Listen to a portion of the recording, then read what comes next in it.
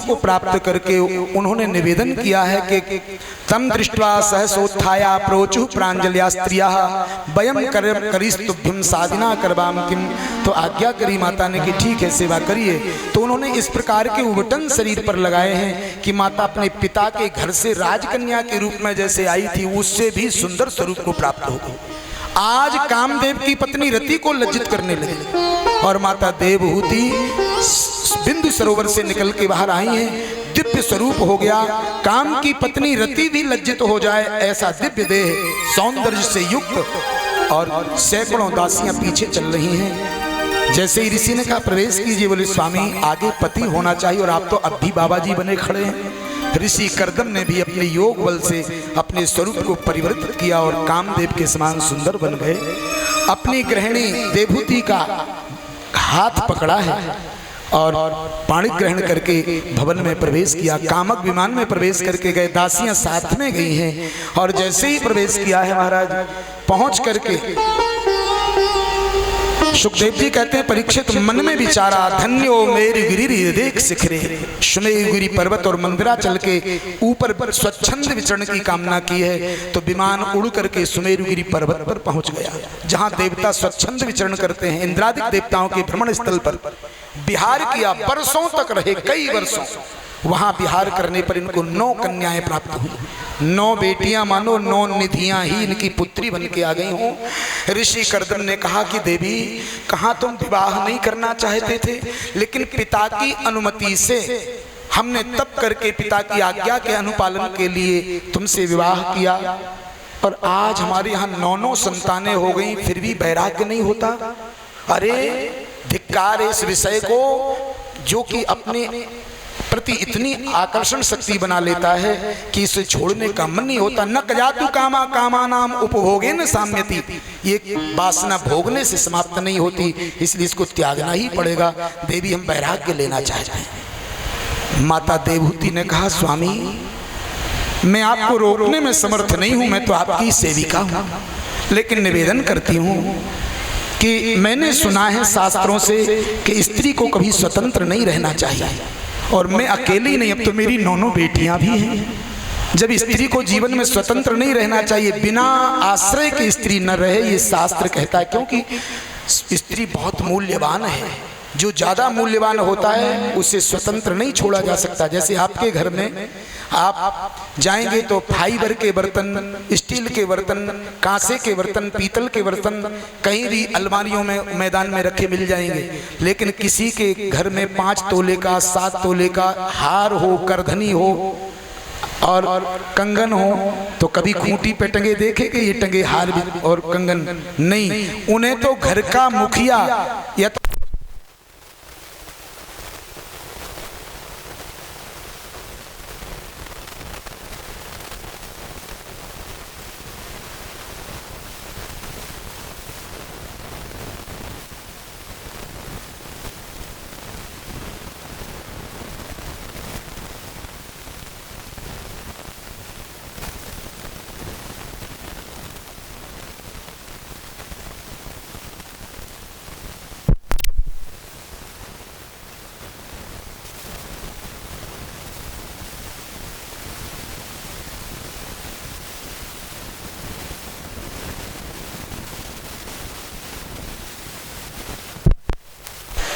श्री राधे। तो विचार कीजिए, मूल्यवान वस्तु का सार्वजनिक स्थल नहीं होता, मूल्यवान वस्तु को छुपा के रखा जाता है। आज के समय में माताओं को समानता का दर्जा दिया जा रहा है आरक्षण के माध्यम से, लेकिन हमारे शास्त्रों में तो मातृशक्ति का इतना आदर है कि माता के लिए अपनी समानता में लाके खड़ा करना माने माताओं की ऊंचाई को कम करना है। हमारे शास्त्र में आप विचार कीजिए, हमारे देश का नाम क्या है? भारत। आपके घर में बेटा बेटी हो, एक बेटा एक बेटी है और उनका नाम भारत और भारती रखना है, तो भारत नाम बेटे का रखोगे कि बेटी का? बेटे का रखोगे ना, और भारती नाम बेटी का रखोगे। लेकिन हमारे देश का नाम तो है भारत, और भारत के आगे माता कहोगे कि पिता? भारत तो पुरुष हो सकता है तो पिता होना चाहिए, लेकिन हमारे देश का नाम भारत है। पुल्लिंग होने पर भी भारत को पिता नहीं कहा जाता। बोलो भारत माता की। नाम पुल्लिंग है भारत, और उसके आगे माता शब्द जुड़ा है। क्यों कि मनु जी महाराज कहते हैं यत्र नार्यस्तु पूज्यन्ते रमन्ते तत्र देवता, ये देवताओं का देश है। इसीलिए भारत भूमि में ही भगवान के संपूर्ण अवतार हैं, अन्यत्र भगवान का कोई अवतार नहीं हुआ। ये विशेषता है। हिंदुश्च को यस्तु हिनस्तु दौष्ट्रियम को हिंदू धर्मो खिल धर्म मूलम को हिंदू देशः खलु भारतम यत् किम भारतम भासी रतम तु नित्यम। भारत किसे कहते हैं? जो निरंतर ज्ञान में रत रहता है। हिंदू किसे कहते हैं? जिसके अंदर दुष्टता नहीं है। हिंदुश्च को यस्तु हिनस्तु दौष्ट्रियम को हिंदू धर्मो, हिंदुओं का धर्म क्या है? बोले अखिल धर्म मूलम, जो संपूर्ण धर्मों का जनक है। को हिंदू देशा, हिंदुओं का देश कौन सा है? बोले खलु भारतम, जो निश्चित रूप से भारत है। किम भारतम, भारत किसे कहते हैं? बोले भासी रतम तु नित्यम, जो ज्ञान में रत रहता है। ऋषि कर्दम ने अपने स्वरूप को सुंदर बना करके प्रवेश किया और 9 कन्याएं हो गई। समय वर्षों का बीत गया, आज वैराग्य जागा।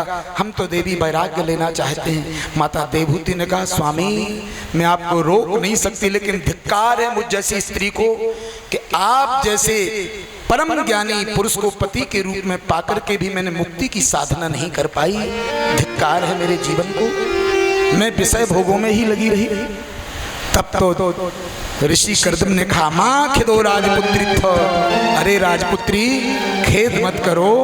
भगवास्ते अक्षरो गर्भो मधुरार्थम प्रदर्श्यते, तुम्हारे अक्षर गर्भ से तो अक्षर ब्रह्म का अवतार होना है। तुम्हारे गर्भ को सफल बनाने के लिए स्वयं भगवान मेरा बेटा बन के आने वाला है, इसलिए खेद मत करो। मैं अभी रुकूंगा। और ऋषि कर्दम रुके।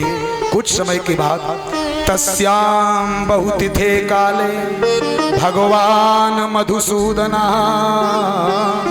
कार्दमं बीर्जमापन्नो यज्ञेऽग्निरिव दारुणी। जैसे अग्नि के घर्षण से, लकड़ी के घर्षण से अग्नि प्रकट होती है, ऐसे ही समय बीत जाने के पश्चात ऋषि कर्दम के बीर्ज का आश्रय लेकर के भगवान कार्दमं बीर्जमापन्नो यज्ञेऽग्निरिव दारुणी और माता देवहूति के गर्भ में स्थित हो गए, जैसे लकड़ी में अग्नि स्थित रहती है। समय आने पर, जब वो समय आया, भादों का महीना, शुक्ल पक्ष, द्वादशी तिथि, श्रवण नक्षत्र के योग में भगवान प्रकट हो गए।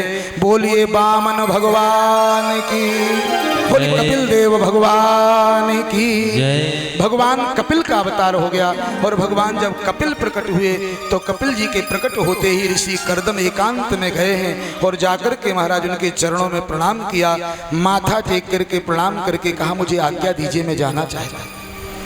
उस समय ब्रह्मा जी भगवान की स्तुति करने के लिए आए अपने 9 पुत्रों को लेकर। तो भगवान प्रकट हुए कपिल के रूप में। ब्रह्मा जी ने 9 ऋषियों के साथ आकर के जैसे ही स्तुति की है, ऋषि कर्दम ने देखा कि घर बैठे वर आ गए तो बेटियों का विवाह भी कर देना चाहिए। तो जो 9 कन्याएं ऋषि कर्दम की हैं, कला आदि कन्याएं, उनका विवाह 9 ऋषियों, मरीचि आदि ऋषियों से कर दिया। 9 ऋषियों को 9 ही कन्याएं दान कर दी। पत्नी से कहा अब हम जा रहे हैं। अपने पुत्र से अनुमति मांगी। भगवान ने कहा कि तुमने मुझे बुलाया क्यों जब मुझसे दूर जा रहे हो? तो ऋषि कर्दम ने कहा कि प्रभु मैं आपको अपना इष्ट स्वामी मानता हूँ, अब बेटा बना के बुलाया है। यदि साथ में रहूंगा और कभी मुझे बेटे के भान से अवज्ञा की अवस्था बन गई तो की हुई तपस्या धूमिल हो जाएगी। क्योंकि अति परिचयाद अवज्ञा वर्तते, ज्यादा परिचय से अवज्ञा होती है, सामीप्य ठीक नहीं है, इसलिए मैं दूर जाना चाहता हूँ। तो ऋषि कर्दम ने आज्ञा ली, परिक्रमा की और वहां से चले गए। भगवान कपिल, कुछ समय बीता है, बहनें तो अपने अपने ससुराल में चली गई हैं। इधर माता देवहूति एक दिन अपने पुत्र भगवान कपिल की शरण में गई और जाकर के निवेदन किया कि तम त्वागताहम शरणम शरण्यम, हे शरणागत वत्सल मैं आपकी शरण में आई हूँ, कृपा करके आप मेरे जीवन के संशय का उच्छेद।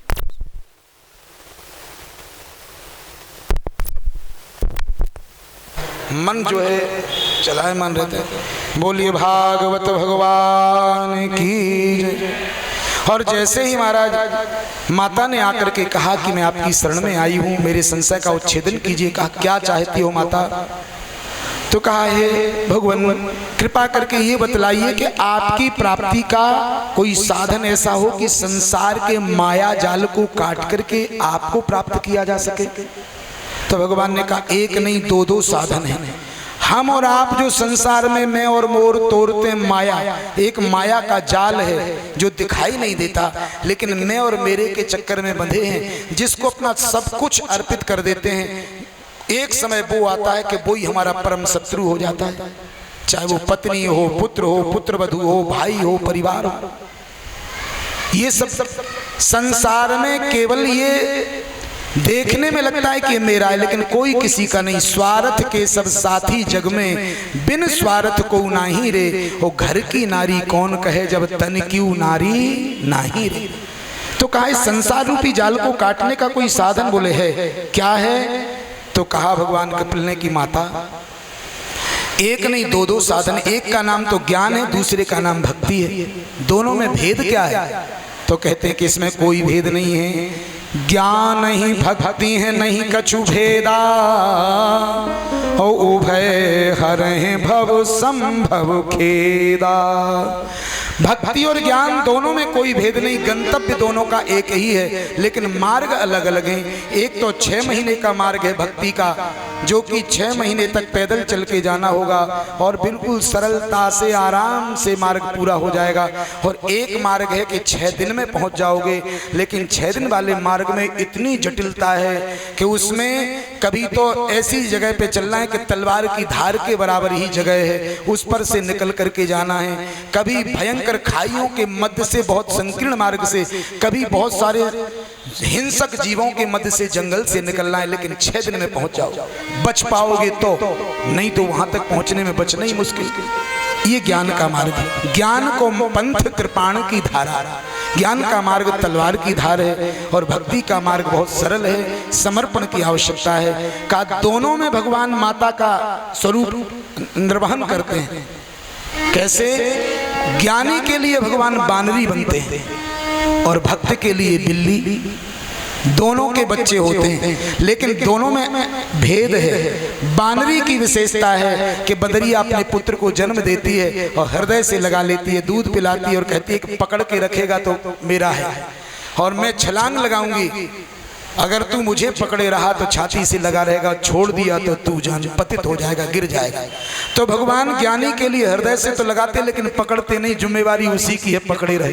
तो ज्ञानी स्वयं भगवान को पकड़ के रखता है। लेकिन जब भक्त कहता है प्रभु मेरा सामर्थ्य नहीं कि मैं आपको पकड़ सकूं, तो बोले मैं तेरे लिए बिल्ली हूं, मैं तो तुम्हारा हूं, इतना कह दे। मैं तो शक्रदेव प्रपन्नाय तवास्मीति च याचते अभयम सर्वभूतेभ्यो ददामि तद्व्रतम मम। एक बार तो कह दे कि मैं तुम्हारा, संसार का कोई जीव तेरा कुछ नहीं बिगाड़ सकता। भगवान कहते हैं उसको मैं बिल्ली बनता हूँ। बिल्ली जब बच्चे को जन्म देती है तो 7 दहली पार कराना पड़ती है। बिल्ली का बच्चा जा नहीं सकता, क्यों? आंखें खुली नहीं है, चलने का सामर्थ्य नहीं है, और 7 दहली पार नहीं की तो जीवन रहेगा नहीं। तो बिल्ली अगर चूहे को देख लेती, एक ही झपट्टे में उसको ऐसे दबोचती है कि उसके प्राण निकल जाते हैं। और जब वो बच्चों को पकड़ती है 7 दहली पार ले जाने के लिए, एक भी दांत लग नहीं सकता, 7 दहलियों में जाकर के ले जाती है और सुरक्षित रख करके उनके जीवन को वर्धित करती है। तो भगवान कहते हैं दोनों को माता का रोल। लेकिन माँ अब क्या जानना चाहते? बोले पुत्र जब 2 मार्ग हैं तो भगवान आप इन जीवों को अपने पास बुलाते क्यों नहीं? भगवान ने आपके पास ये जीव पहुंचते क्यों नहीं? तो बोले माँ मैं तो बुलाना चाहता हूँ, लेकिन ये जीव आना नहीं चाहते। आपने प्रयास किया? बोले हर बार हर जीव के लिए करता हूँ। कैसे? बोले आपने संसार का नियम देखा होगा। आप सफेद कपड़ा खरीद के लाइए, कपड़ा बनवाइए, पैंट शर्ट कुर्ता धोती जो भी, उसको पहनेंगे तो धीरे धीरे धीरे धीरे उसका कलर कमजोर पड़ जाएगा, फीका हो जाएगा। कोई भी सफेद वस्तु, चांदी की पायल सफेद खरीद के लाइए, थोड़े दिनों में वो भी धूमिल हो जाएगी, फिर उजलवाना पड़ेगी। लेकिन मानव शरीर में भगवान ने ऐसी कृपा की कि मनुष्य इस शरीर पे कालिक लेके, काले बाल लेके आता है। और भगवान कहते हैं उसे सफेद करने का संकेत मैं करता हूँ।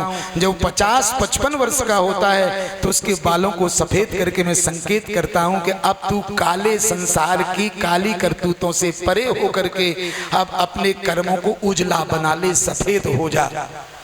लेकिन संसार का जीव फिर भी उस सफेदी को कालिक पोत करके डाई लगा करके काले बना लेता है, वो सफेद नहीं रहना चाहता।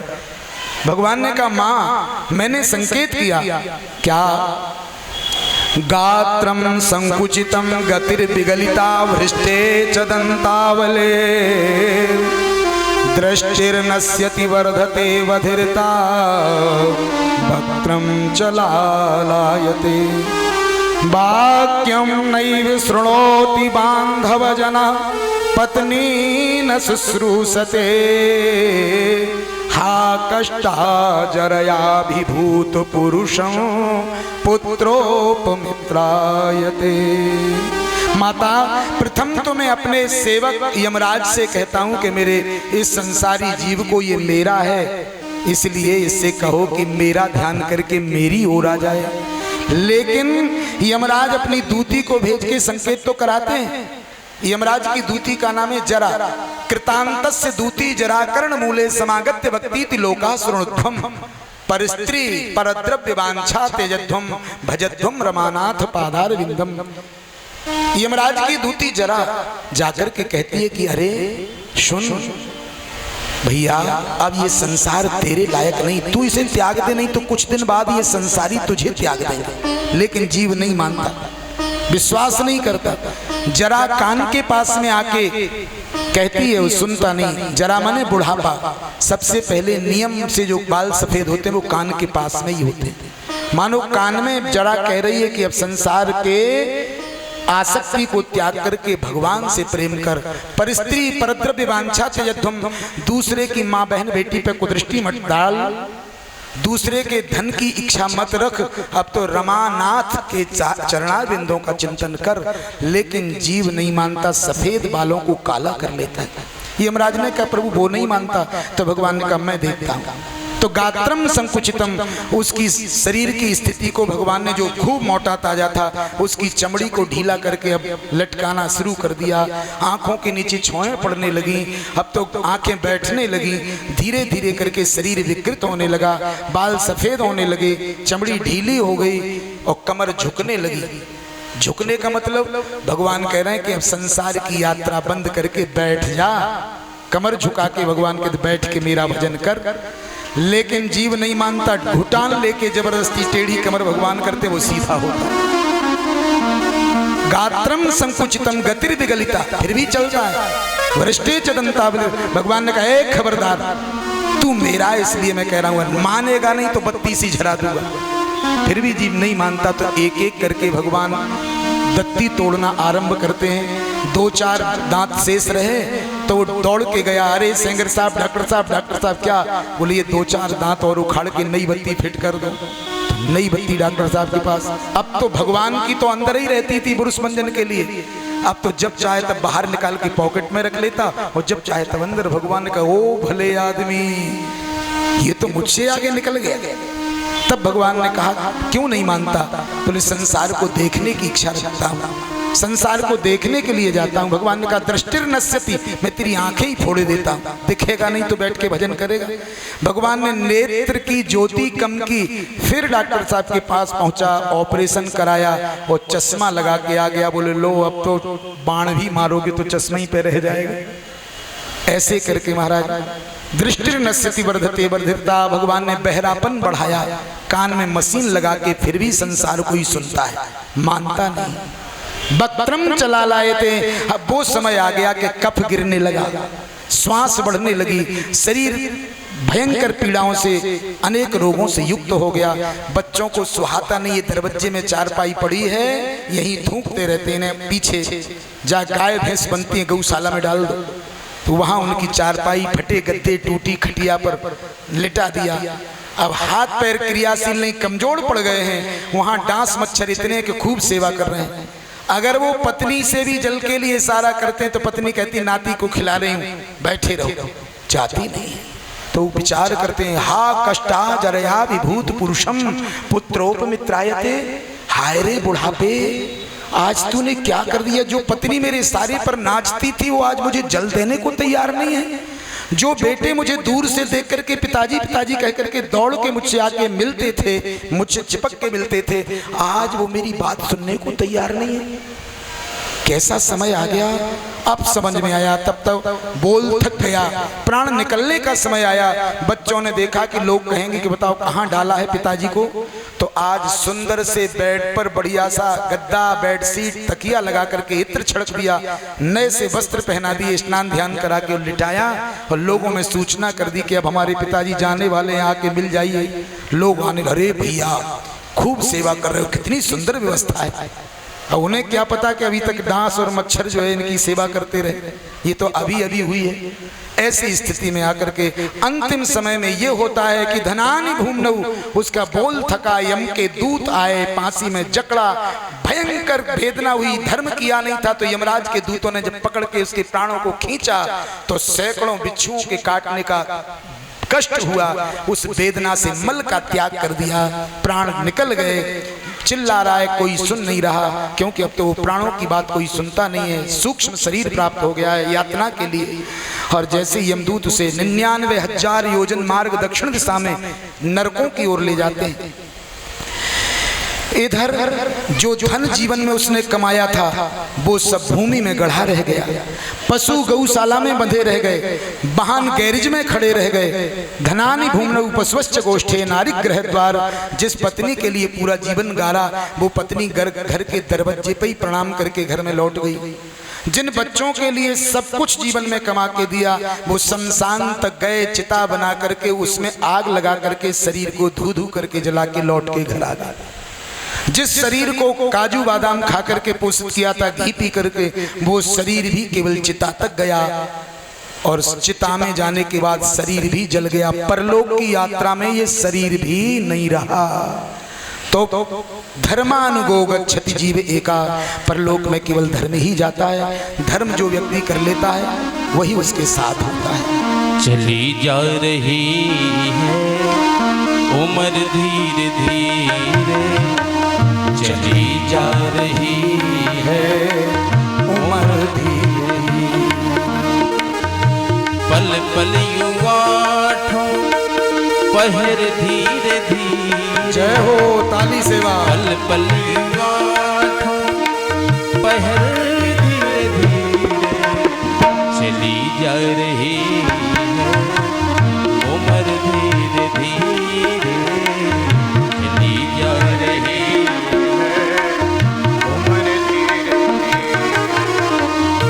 बचपन भी बीता, जवानी भी बीती, बचपन भी बीता, जवानी भी बीती, ही बचपन भी बीता, जवानी भी बीती, राधे।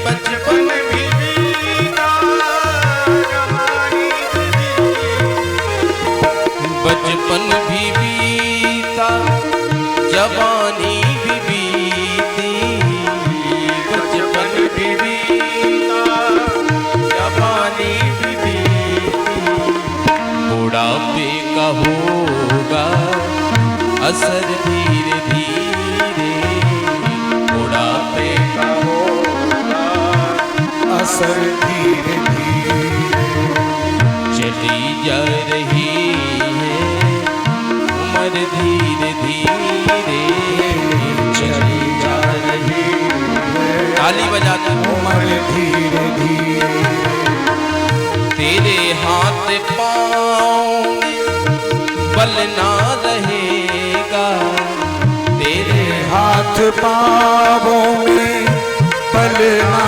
रहेगा, तेरे हाथ पाँव में बल ना रहेगा, तेरे हाथ पाँव में बल ना रहेगा, झुकी जा रही है कमर धीरे धीरे, झुकी जा रही है कमर धीरे धीरे,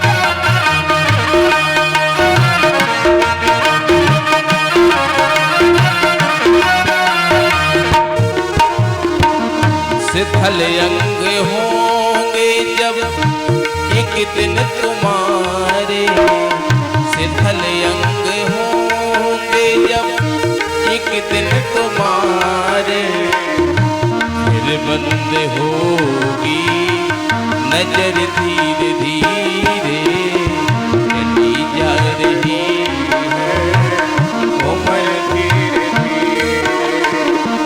सब छोड़े रिश्ते नाते जगत के, सब छोड़े रिश्ते नाते जगत के, कर ले प्रभु का, कर ले प्रभु का भजन धीरे धीरे, चली जा रही है उम्र धीरे धीरे, चली जा रही है उम्र धीरे धीरे, उम्र धीरे धीरे, उम्र धीरे धीरे।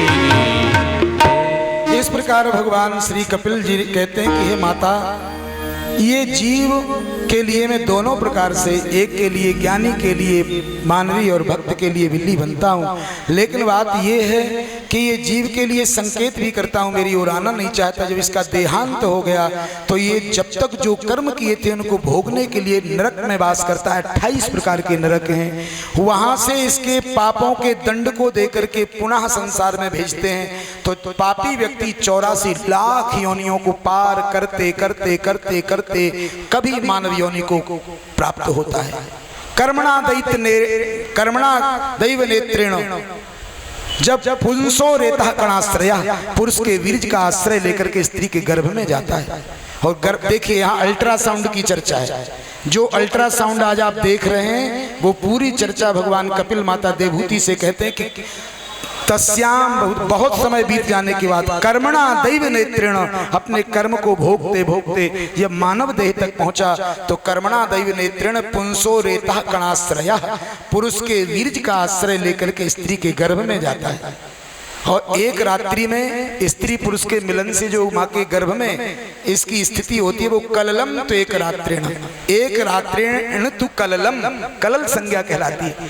पंच रात्रेण बुधबुदम, 5 रात्रि का गर्भ जब हो जाता है तो बरबूले की तरह होता है। फिर कहते हैं पंचरात्रेण बुधुदम दशाहेन तु करकंधु, जब 10 दिन 12 दिन का गर्भ होता है तो बेर या आंवले जैसा हो जाता है। 15-18 दिन का जब होता है तब बोले 15-18 दिन का गर्भ हो जावे तो कहते हैं उस समय की अवस्था होती है उसकी मुर्गी या मोर जैसा अंडा बन जाता है।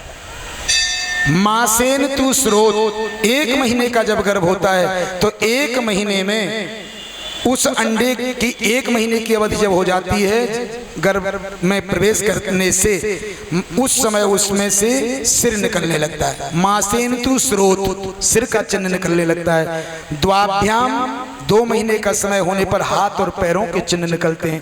त्रिधी लिंगस छिद्रोद्भवम, जब 3 महीने का गर्भ हो जाता है तो स्त्रीलिंग, पुल्लिंग या नपुंसक, लड़का लड़की या हिजड़ा जो भी है 3 महीने का गर्भ पूर्ण होने पर यह निश्चित होता है। आज भी आप डॉक्टरों के यहाँ जाइए तो 3 महीने से पहले ये निर्णय नहीं कर सकते वो कि बेटा है कि बेटी है। अब ये तो हजारों वर्ष पहले अल्ट्रासाउंड की पूरी अवस्था लिखी है, आज मशीनें उसी को दिखाने लगी। चतुर्भिर धातवा सप्त, 4 महीने का जब होता है तो 7 धातु शरीर में आती है। 7 धातु, 7 धातु कौन सी जो मैं अभी पूर्व में गिना भी चुका। रसात, पहले खाने से रस बनता है। रक्तम, फिर रक्त बनता है। मांसम, फिर मांस बनता है। मेदा, फिर मेदा बनता है। अस्थि, फिर हड्डी। ततो मज्जा, फिर मज्जा। फिर शुक्र संभवा, उसके बाद शुक्र माने वीर की उत्पत्ति होती है। ये 7 धातु। और इसके पश्चात कहते हैं 7 धातु ये शरीर में जीव के बनती है वो कब? 4 महीने में। पंच भी क्षुत्रण भवा, 5 महीने की अवधि पूर्ण होने पर उसे भूख और प्यास लगने लगती है तो उसके नरा से उसका पोषण होता है। षड्भिर झरायुणा भीतौ, 6 महीने का गर्भ माँ के में हो जाता है उदर में, तो 6 महीने का गर्भ होने पर महाराज उसको भ्रमण करने लगता है, नीचे को सिर ऊपर को पैर हैं। उस समय माताओं का मन चलायमान होता है, कभी मीठा, कभी चटपटा, कभी खट्टा खाने का।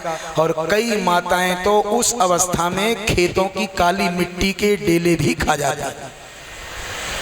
और उस कसेले, तीखे और चटपटे रस को जब वो अंदर जाता है तो उस जिसको वायु का भी स्पर्श नहीं हुआ, माँ के गर्भ में मांस पर्दा से बेष्टित, नीचे को सिर ऊपर को सिर है, ऐसी अवस्था का वो शिशु वायु के स्पर्श तक को नहीं किया। जिस समय माँ तीखा चटपटा खाती है, उसे वो स्पर्श करता है तो ऐसे लगता है जैसे किसी ने कटे हुए शरीर के अंग पर नमक मिर्ची डाल दी हो, तो फुदफुदाता है, फट फट तड़पता है, फुदकता है। माँ सोचती है कि बेटा खेल रहा है, अरे वहां मैदान थोड़ा ही है, मलमूत्र का गर्त है, उसमें नीचे सिर ऊपर को पैर उल्टा लटका है। कर्म बस कर्मणा जाए ते जंतु, ये कर्म का प्रभाव उसके का है। और ऐसी अवस्था में जब वो इस अवस्था को प्राप्त रहता है, माँ समझती, पड़ोस अपनी सखी से कह, देख अब तो मेरा बेटा खेल रहा है। अरे ना तो वहाँ बाजार है कि उसने बॉल खरीद ली, और ना वहाँ मैदान है कि खेल सके। ऐसी अवस्था में जब ये स्थिति बनती है, फिर धीरे धीरे 7 महीने, 8 महीने, 9 महीने उसे कई जन्मों का बोध होता है। परमात्मा से प्रार्थना करता है, प्रभु अब की बार बाहर निकाल दो, मैं ऐसा कोई कर्म नहीं करूँगा कि मुझे फिर इस गर्भ में आना पड़े। प्रतिज्ञा करता हूं कि ऐसा कर्म करके आऊंगा कि बस आवागमन के इस चक्र को ही समाप्त कर दूंगा। लेकिन महाराज जब 9 महीने पूर्ण होते हैं, प्रसूति का वायु गर्भ से उसे बाहर निकालती है। माँ के गर्भ से बाहर आते ही भूमि पर जैसे ही आता है तो भूमि गिरतवा ढावर पानी, जिम जीव माया लपटानी, माया के पर्दे में आवृत होकर के फिर मैं मेरे में फंस जाता है। इस प्रकार की अवस्था उसकी होती है। माता ये जीव की गति है, यही उसके पुनरपि जननम पुनरपि मरणम पुनरपि जननी जठरे सैनम का कारण है। इस प्रकार भगवान कपिल ने माता देवहूति को दिव्य ज्ञान दिया। भगवान कपिल माता देवहूति को देखते हैं कि उसी क्षण माता जल का स्वरूप बना करके जल के रूप में परिणित हो गई और सिद्धिदा नाम की नदी बन करके बहने लगी। माता संसार को सिद्धि देने के लिए सिद्धिदा बन गई और भगवान कपिल उस स्थान से उठ करके जो है जहां आज गंगा सागर है, उस समय ये सागर नहीं था, तो वहां पहुंच करके एक टापू पर बैठ गए। बाद में सगर पुत्रों ने उस भूमि के आसपास के परिक्षेत्र को खोदा तो वो सागर बन गया और बाद में भगीरथ जी महाराज की तपस्या से गंगा जी आई तो गंगा सागर कहलाने लगी। प्रेम से बोलो राधे राधे, राधे राधे, बोलिए भागवत भगवान की। अब देखिए जैसे ही ये भगवान कपिल चले गए, श्री सुखदेव जी राजा परीक्षित से पूछने क्या जानना चाहते, श्री परीक्षित जी महाराज ने निवेदन किया कि भगवान और इनकी बहनों की संतानों के विषय में चर्चा करिए। तो श्री सुखदेव जी ने कहा कि परीक्षित, मनु महाराज की बड़ी पुत्री जो आकुति है उनका विवाह रुचिक ऋषि से हुआ और रुचिक ऋषि से विवाह होने के बाद इनके यहाँ एक जोड़ा उत्पन्न हुआ जिनका नाम यज्ञ और दक्षिणा हुआ। इनसे 12 संतानें उत्पन्न हुई।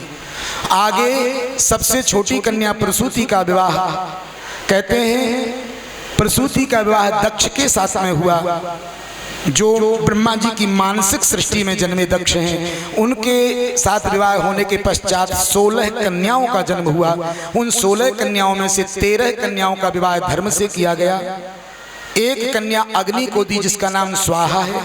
सुधा नाम की कन्या का विवाह अरिमादि पितरों से कर दिया और सबसे छोटी सती नाम की कन्या का विवाह शंकर भगवान से किया। शिव जी के यहाँ कोई संतान नहीं हुई क्योंकि सती ने प्रौढ़ावस्था में ही देह का त्याग कर दिया।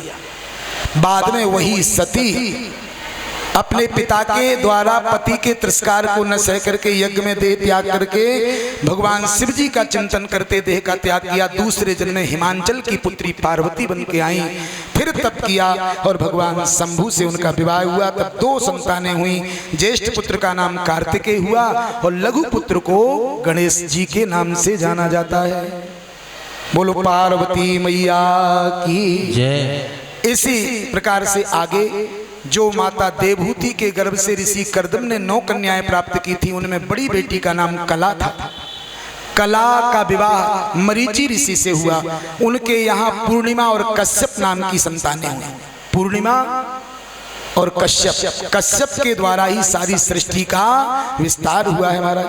कहते हैं दूसरे अत्रि नाम के जो ऋषि थे उनको अनसुईया नाम की पुत्री का दान किया था, तो जो अनसुईया नाम की पुत्री है वो अत्रि ऋषि को दी है। और ऋषि अत्रि की पत्नी अनसुईया ने, माता ने तो केवल नारायण को बेटा कपिल के रूप में बनाया, लेकिन अनसुईया मैया ने, पुत्री ने तो ब्रह्मा विष्णु शंकर तीनों देवताओं को बेटा बना लिया।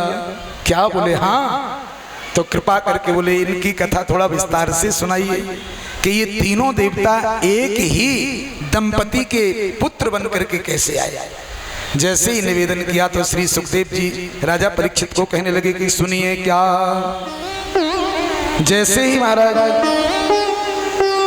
अत्रि ऋषि को अनसुईया नाम की पत्नी प्राप्त हुई तो ये चित्रकूट पर्वत पर वास करने लगे। चित्रकूट में रह रहे कामदगिरी पर्वत जहाँ है, कामना को पूर्ण करने वाला कामदगिरी, और वहां वास करते हुए तप कर रहे हैं। इन्होंने 100 वर्ष तक तप किया है अत्रि पर्वत पर जाकर के। 100 वर्ष के तप से प्रसन्न होकर के ब्रह्मा विष्णु शंकर सामने होकर के प्रकट आए और कहने लगे कि वरम रूही वरदान मांगिए। ये दोनों पति पत्नी एक पैर केवल खड़े होकर के 100 वर्ष तक तप करते रहे। एक मंत्र का जप किया। क्या बोले? शरणम तम प्रपद्येहं ययेव जगदीश्वरः